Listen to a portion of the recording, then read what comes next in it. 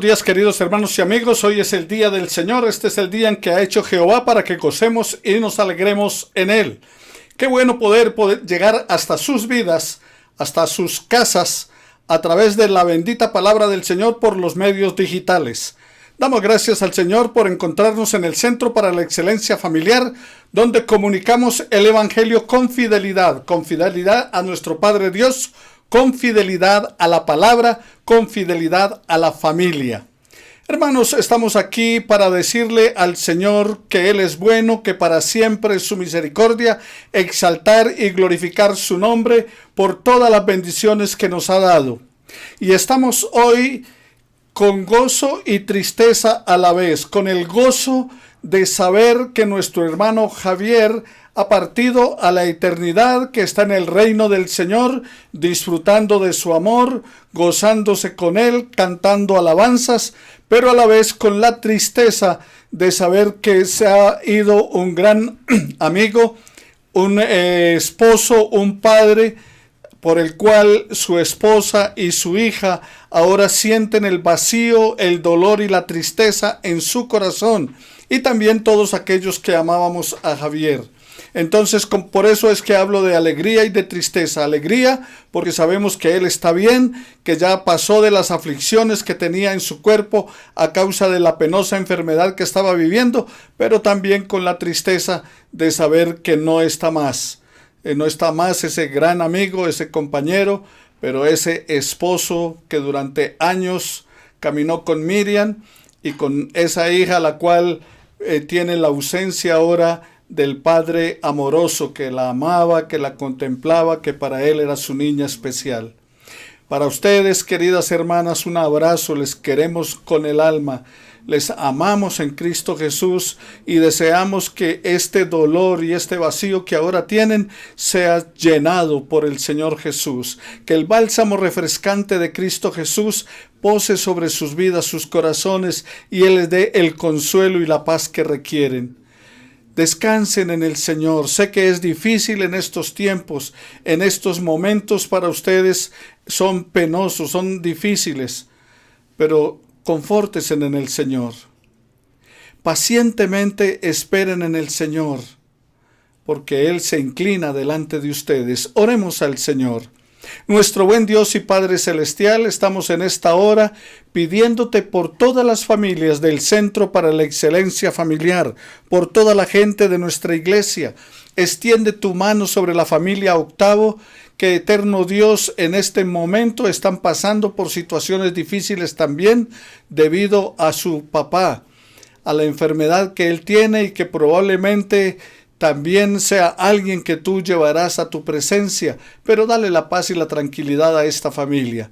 Y no te olvides, oh Dios, de seguir bendiciendo, guardando bajo tu cuidado y tu protección a Miriam y a Diana. Protégelas, eterno Padre, escóndelas en el hueco de tu mano, abrázalas con tu amor, atráelas hacia ti con esas cuerdas de amor, con esa misericordia tuya, con esa bondad, con ese consuelo que solo tú puedes dar, porque tú eres el Dios de toda consolación.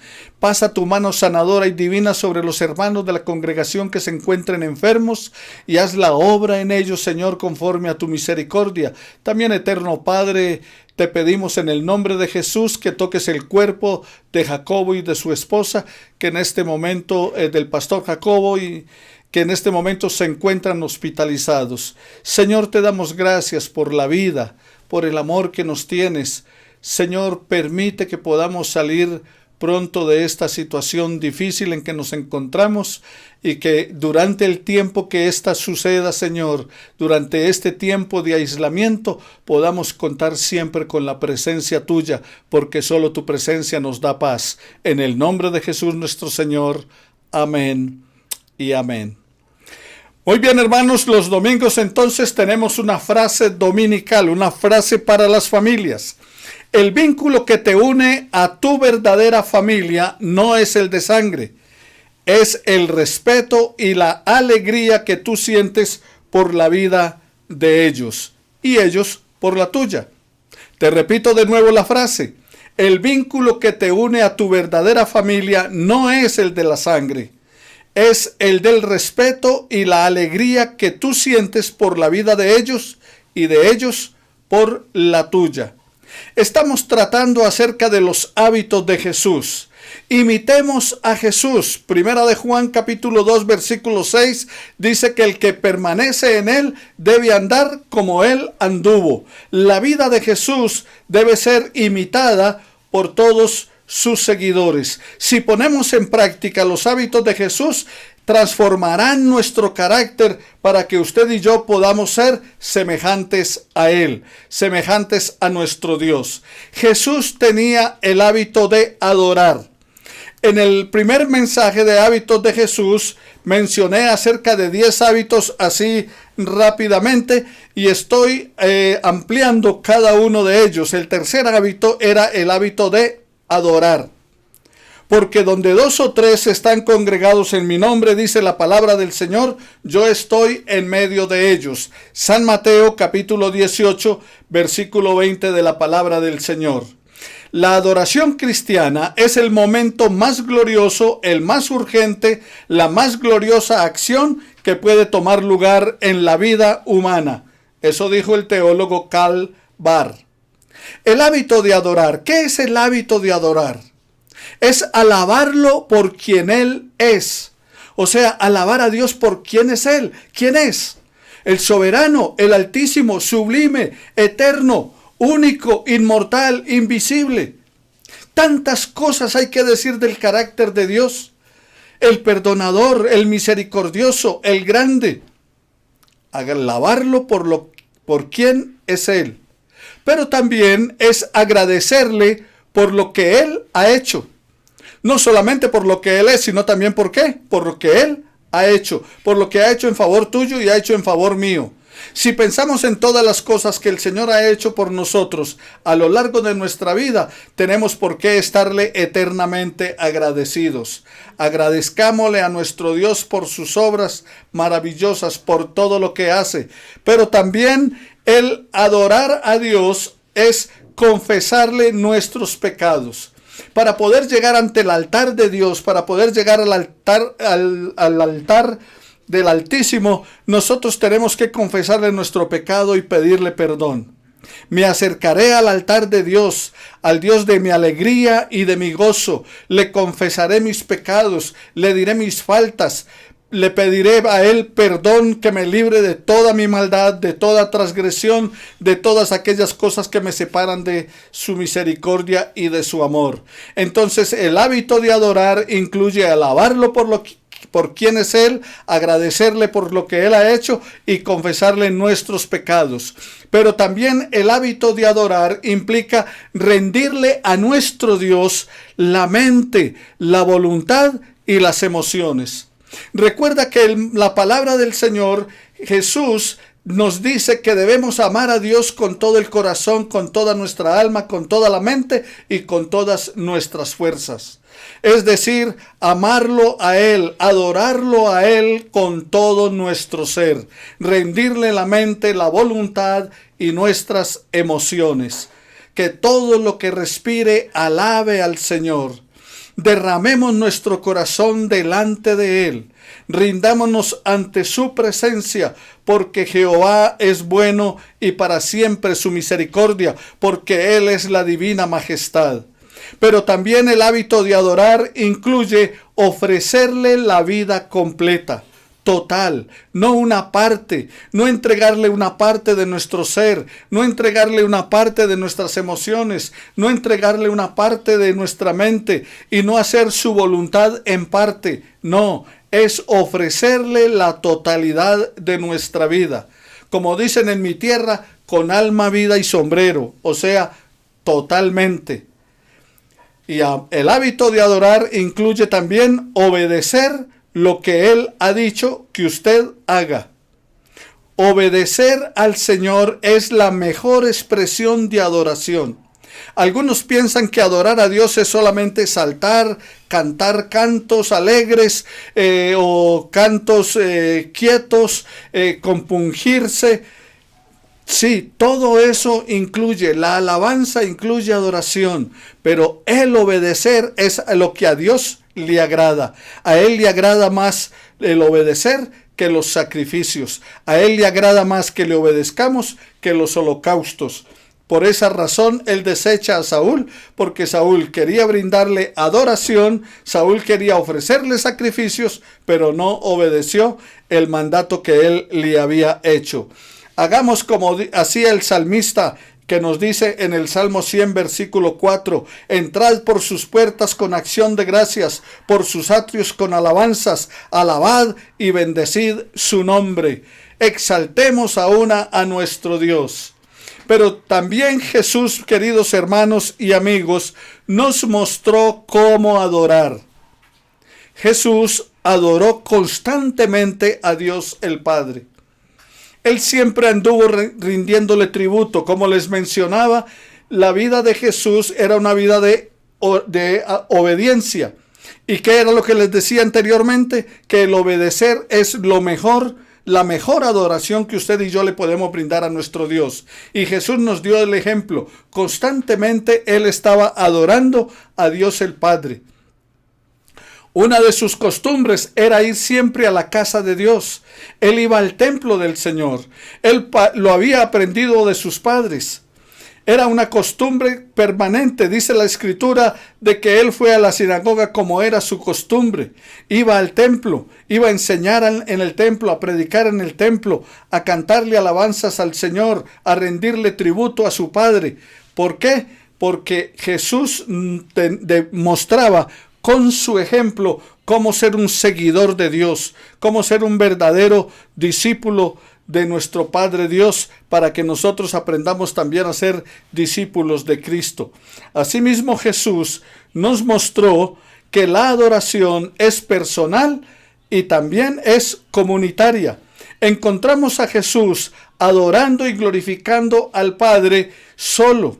La palabra del Señor nos dice que Él se apartaba de la gente y se iba a un lugar aparte a orar, porque la oración forma parte de la adoración. Pero también lo encontramos a Él en el templo, en la sinagoga, o sea, adorando en comunidad, adorando con otras personas, adorando con otra gente para exaltar y glorificar el nombre del Señor. Jesús nos mostró que la casa de Dios es una casa de oración. Él dice, mi casa es casa de oración. La casa de mi Padre es una casa de oración. Y allí nos congregamos para orar, para glorificar el nombre del Señor, para exaltarle. Por esa razón, tenemos un lugar para reunirnos y hacer nuestros servicios, llevar a cabo nuestros cultos, hacer nuestra liturgia, exaltar a nuestro Dios. Cuando sea levantada esta pandemia, sea levantado el aislamiento y podamos volver a congregarnos, entonces cantaremos como el salmista, yo me alegré con los que me decían, a la casa del Señor iremos. Y nos iremos todos a la casa del Señor, allí en carabelas, le glorificaremos, le exaltaremos y nos regocijaremos en nuestro Dios, nos abrazaremos y cantaremos alabanzas a aquel que nos dio la vida y que nos llenó de su amor y de su presencia. La casa de Dios, mis queridos hermanos, no solamente es una casa de oración, la casa de Dios es una casa para oír y estudiar la palabra del Señor, porque la palabra de Dios es lo que debemos aplicar a nuestra vida diaria, porque la palabra de Dios convierte el alma, porque la palabra de Dios hace sabio al sencillo, porque la palabra de Dios es la lámpara que ilumina nuestro camino, porque la palabra de Dios es la que nos guía hacia su paz, porque en su palabra y en su paz tendremos más paz. Entonces la casa de Dios, queridos hermanos y amigos, es una casa para que oigamos y estudiemos la palabra del Señor. Ah, pastor, pero es que ahora no puedo ir a la casa del Señor, no puedo congregarme. Entonces, ¿qué hacemos? En tu casa, levanta un altar para Dios. Es tu casa para que oigas la palabra. En tu casa estudies la palabra. En tu casa cantes alabanzas con tu familia, con la gente de tu hogar. Exalta y glorifica el nombre del Señor. Adórale. Entonces, mientras vamos a la casa de Dios, usemos nuestra casa para glorificar el nombre del Señor. Que la gente diga que tu casa es una casa igual que todas. pero tiene algo especial. Allí se adora al que vive y reina por los siglos de los siglos. Pero también, mis queridos hermanos, la adoración no está limitada al templo o al lugar de cultos. También tú puedes hacer el trabajo del Señor fuera del templo. Discipulado sin templos, o sea, en casa. Discipulado en otros lugares. Utiliza la digitalidad, utiliza estos medios. Utiliza tu WhatsApp, utiliza tu teléfono. Utiliza tu computador para que llegues a la vida de otras personas y puedas llevar la palabra del Señor.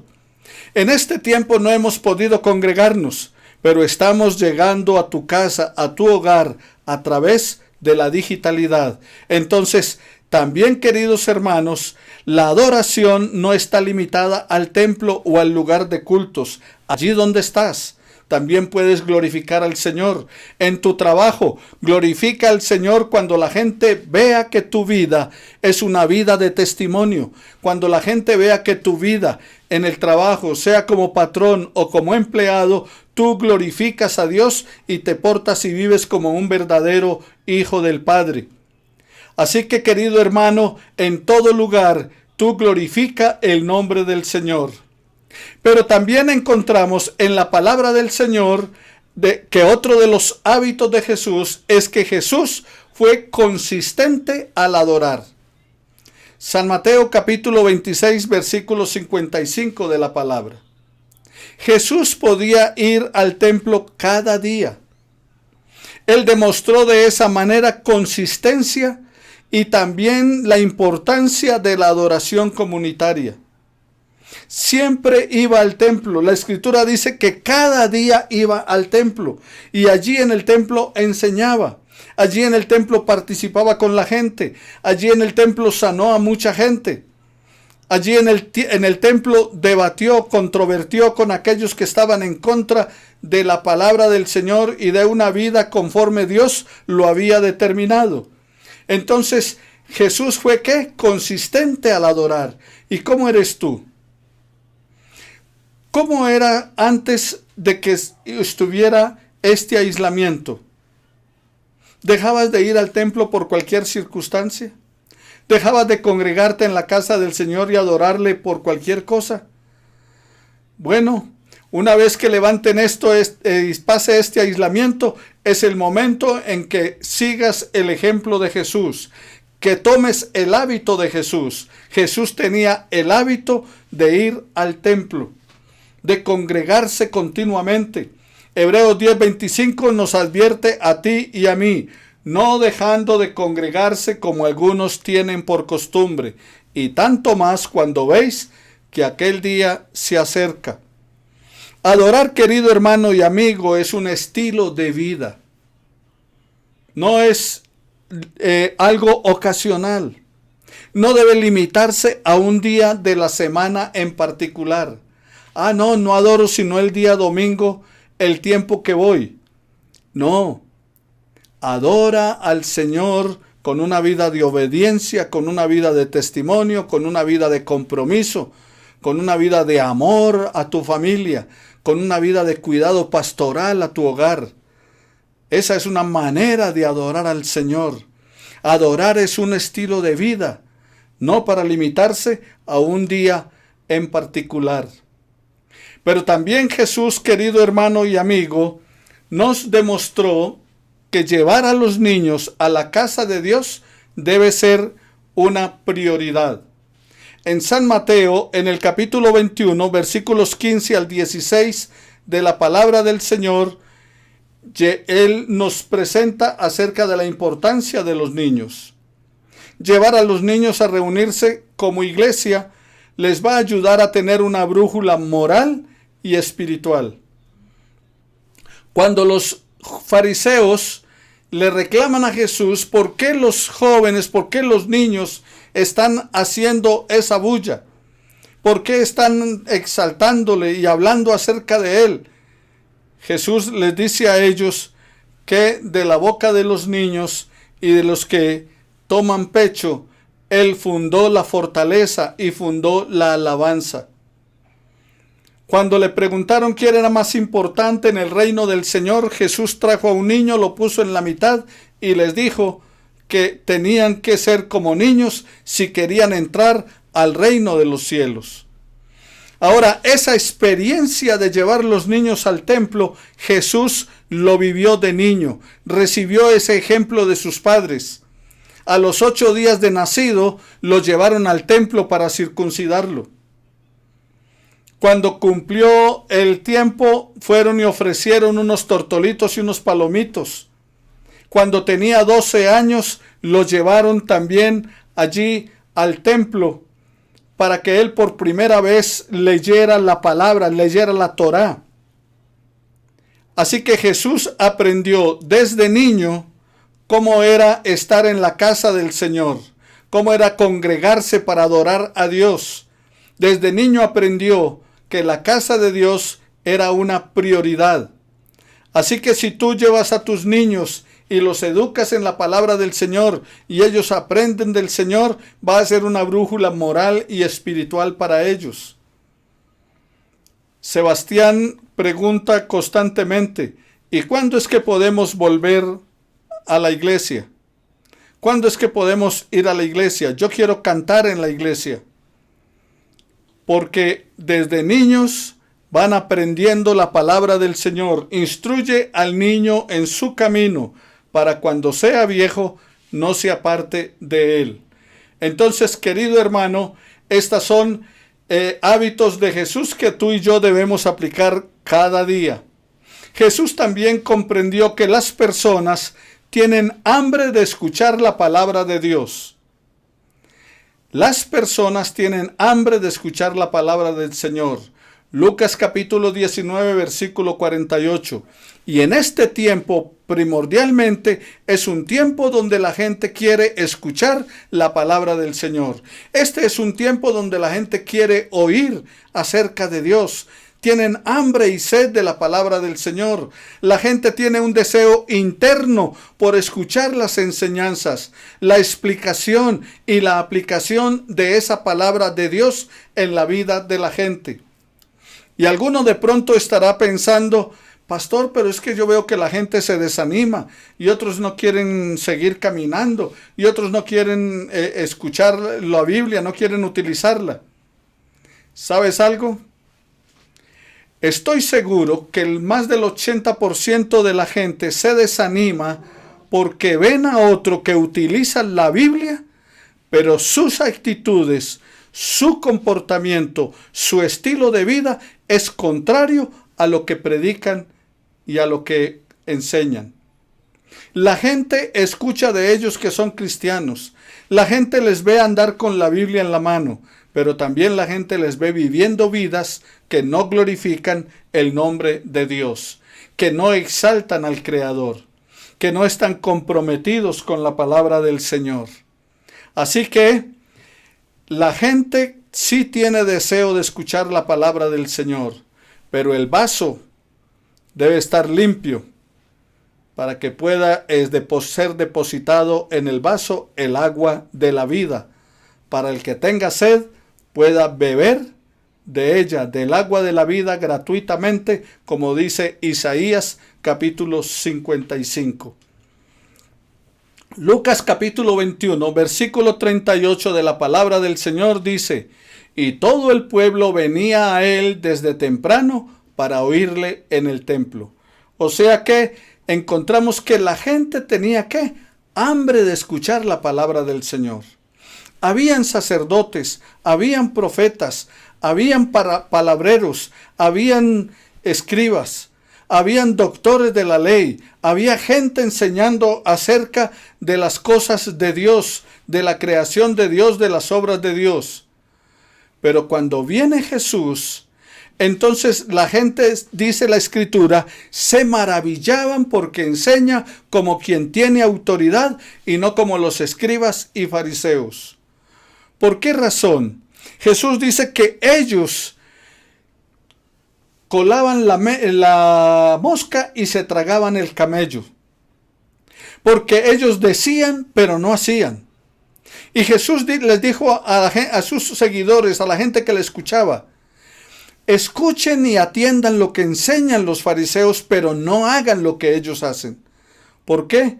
Porque la gente se desanimaba al verlos y oírlos, que enseñaban la palabra, pero sus actitudes eran contrarias a lo que estaban enseñando. Y por eso es que dice: y todo el pueblo venía a él desde temprano para oírle en el templo. Y dicen: porque enseña como quien tiene autoridad. Así que tu vida, tu ejemplo, tu testimonio es una autoridad para que hables del Señor. La adoración no solamente es lo que decimos o lo que cantamos. La adoración es además escuchar a Dios atentamente.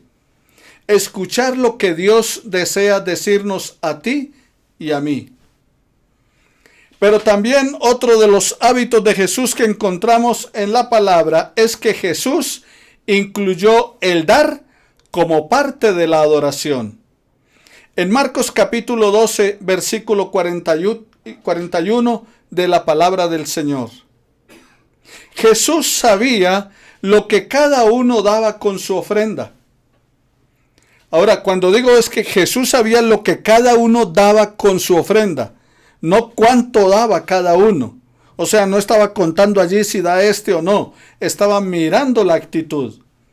Por eso cuando la viuda pobre va y da 2 monedas y los ricos echan de todo lo que les sobra y de todo lo que tienen, o sea, a eso es que me refiero cuando digo que Jesús sabía lo que cada uno daba con su ofrenda. Cuando das, Jesús sabe, el Señor sabe que estás dando vida. Cuando tú ofrendas, cuando tú das para el sostenimiento de la obra del Señor, cuando das para la casa del Señor, allí estás, ¿qué? Dejando parte de tu vida, de esa salud, de ese trabajo tuyo, de ese esfuerzo convertido en dinero y parte de ese dinero convertido en una ofrenda para la obra del Señor. Dios no necesita tu dinero, no necesita nuestro dinero. Sin embargo, nosotros necesitamos darlo para expresar nuestra fe, para demostrar nuestra obediencia a Dios, para expresar nuestra gratitud al Señor. Mateo capítulo 6, versículo 21 de la palabra del Señor. Entonces, mi hermano, cuando tú estás dando, estás demostrando gratitud a Dios y estás demostrando también desprendimiento, de que no estás aferrado a las cosas. Pero también encontramos en la palabra, querido hermano, en Mateo 18, 20, que Jesús hizo una promesa acerca de la adoración. Cuando nos reunimos con el expreso propósito de adorarlo, cuando permitimos que todo lo que se haga y se diga acerca de Cristo, cuando permitimos que su agenda sea nuestra agenda, la única agenda, Él estará en medio nuestro. Porque Él dice: donde hay 2 o 3 reunidos en mi nombre, yo estaré en medio de ellos. No está diciendo cuando 2 o 3 se reúnan para una fiesta, para un jolgorio, entonces yo estoy. Él dice: cuando se reúnan en mi nombre. Cuando la agenda de Dios sea nuestra agenda. Cuando la voluntad de Dios sea lo primordial para lo que queremos y deseamos. Él nos quiere guiar en un espíritu de reverencia a la realidad de su santidad. Dios nos quiere guiar. Dios quiere mostrarnos el camino. Y cuando nos desviamos un poco de ese camino, Él quiere volvernos al redil. Volvernos a su camino. Hagamos de la adoración un hábito. Usted y yo debemos hacer de la vida de adoración un hábito. En primer lugar, para hacer de la adoración un hábito, decida ser un adorador privado y comunitario. O sea, adorar a Dios en su intimidad, adorar a Dios en lo personal, sacar un tiempo aparte para adorarle, para consagrarse a Él, para glorificarle, cántele alabanzas, hable con Él, exalte su nombre, reconózcalo como su Dios. pero también comunitario. Reúnase con la familia, haga lo mismo, cante alabanzas al Señor, oren, estudien la palabra. Y también cuando sea levantado el aislamiento, entonces congréguese. En segundo lugar, cuando termine el aislamiento, busque la congregación y reúnase con los hermanos para que tenga comunión con los santos, como dice la palabra del Señor. Y para ustedes, los que nos van a escuchar y nos van a ver en otras ciudades, en otros lugares distantes, porque su familia les comparte de este estudio, de esta reflexión, de esta predicación de la palabra. Entonces usted, donde vive, en su ciudad, también busque una congregación donde le enseñen con verdad la palabra del Señor, donde la Biblia sea la única regla de fe y práctica, donde Cristo sea el Señor de esa congregación, que sea una iglesia cristocéntrica. Entonces, cuando termine este aislamiento, ¿qué? Busque una congregación. Les repaso. Hagamos de la adoración un hábito. Número 1, decida ser un adorador privado y comunitario. Número 2, cuando termine el aislamiento, congréguese para que tenga comunión con los hermanos. Y número 3, haga el compromiso de ofrecerle a Dios por lo menos 2 horas cada domingo. Saque el tiempo, saque 2 horitas de todo el tiempo que Dios le da. Saque 2 horitas al menos el día domingo para que se congregue y glorifique el nombre del Señor junto con sus hermanos. Número 4, decida perdonar si ha sido herido o maltratado. Si usted ha sido herido o maltratado en nuestra iglesia, decida perdonarnos. Si usted ha sido herido o maltratado en otra iglesia, en otro lugar, decida perdonar. Número 5, ore cada día por su iglesia y por sus líderes. Necesitamos de sus oraciones, necesitamos de sus ruegos. Yo todos los días estoy clamando al Señor por la vida de ustedes, por la vida de la iglesia, por la vida de mis hermanos del CEF, pidiendo que Dios tenga de ustedes misericordia y llene su corazón de paz. Número 6, tenga una Biblia y un cuaderno donde pueda tomar nota de los estudios, de las predicaciones o de sus devocionales o de los comentarios que le edifiquen. Aquellas cosas que le edifiquen, que le llamen la atención, que le llene, anótelas para que después, en tiempo de tranquilidad y reposo, vuelva y las mire y vuelva y repase. Y número 7, asista a la iglesia con esta idea en la mente. Voy por lo que tengo para ofrecer a Dios, no por lo que pueda obtener de la iglesia. Asista a la iglesia con esta idea en su mente. Yo voy a ir por lo que tengo para ofrecerle a Dios, no por lo que la iglesia pueda darme, no por lo que yo pueda obtener de ella, sino por lo que puedo darle. Oremos al Señor. Les invito entonces que hagamos de la adoración un hábito, que hagamos de la adoración la manera en que usted y yo glorifiquemos y exaltemos el nombre de nuestro Dios. Vamos a participar de la cena del Señor. La palabra del Señor nos dice en 1 Corintios, en el capítulo 11, de los versículos 23 en adelante de la Escritura, cuando el apóstol Pablo se reúne con la congregación, les habla acerca de la importancia de participar de la cena del Señor. Y eso es lo que vamos a hacer en este momento. La noche en que el Señor Jesús fue entregado, antes de que fuera tomado preso, se reunió con los discípulos en un aposento, en una casa que le habían preparado para tener la cena del Señor. Y la primera cosa que Jesús les dice a ellos es: ¿Cuánto he deseado comer con ustedes esta Pascua? ¿Cuánto he deseado comer con ustedes esta Pascua? El comer con ellos era un tiempo de compañerismo. El comer con ellos era un tiempo de comunión, de relaciones, de intimidad. Y eso es lo que el Señor quiere con nosotros. Y a través de la cena del Señor estamos simbolizando que tenemos comunión entre nosotros como hermanos, que tenemos comunión en el ambiente de familia, pero que tenemos también comunión primeramente con Él. Porque si tenemos buena comunión con Dios, tenemos comunión con nuestros hermanos. Y si tenemos buena comunión con nuestros hermanos es porque tenemos comunión con Dios. Eso es la cena del Señor. Y entonces dice la palabra: porque yo recibí del Señor lo que también os he enseñado, que el Señor Jesús la noche que fue entregado tomó pan, y habiendo dado gracias lo partió y dijo: tomad, comed, esto es mi cuerpo, que por vosotros es partido. Haced esto en memoria de mí. Entonces aquella noche dice la palabra del Señor que Jesús tomó el pan y lo dio a los discípulos. Entonces la Escritura nos dice que Jesús, ¿qué hizo? Tomó el pan y lo partió.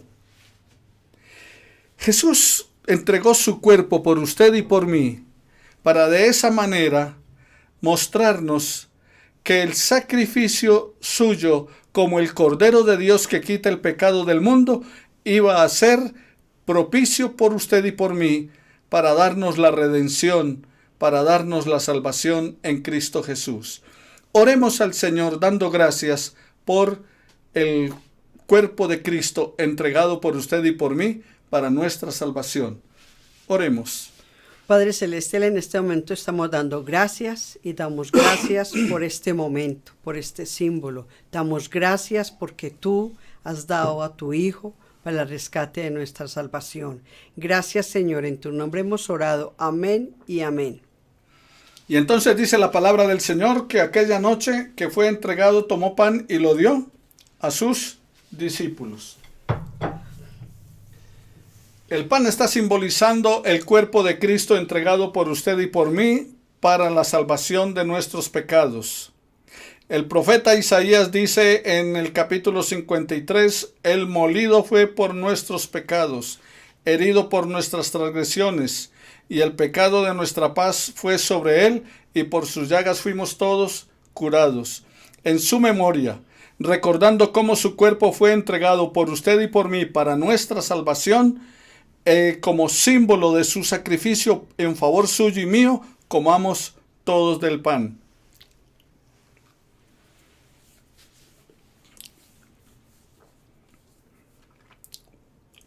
Igualmente nos dice la Escritura que la noche en que el Señor Jesús fue entregado, Él tomó la copa y dio gracias al Señor.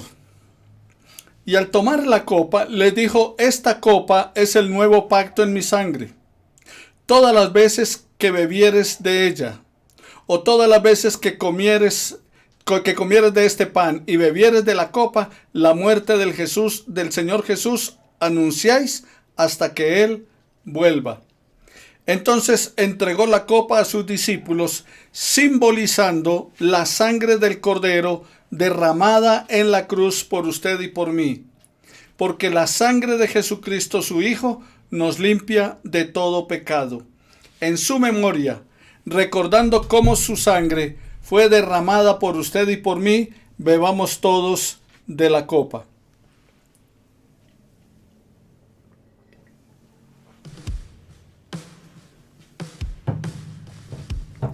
Te damos gracias, eterno Padre, por la oportunidad que nos das en Jesucristo de participar de la cena, de participar de tu mesa. Pero sabemos que has aderezado una mesa especial para nosotros en tu reino, testigo fiel de su gracia y amor. El Señor les continúe bendiciendo. Amén. Les amamos mucho en Cristo Jesús. Amén.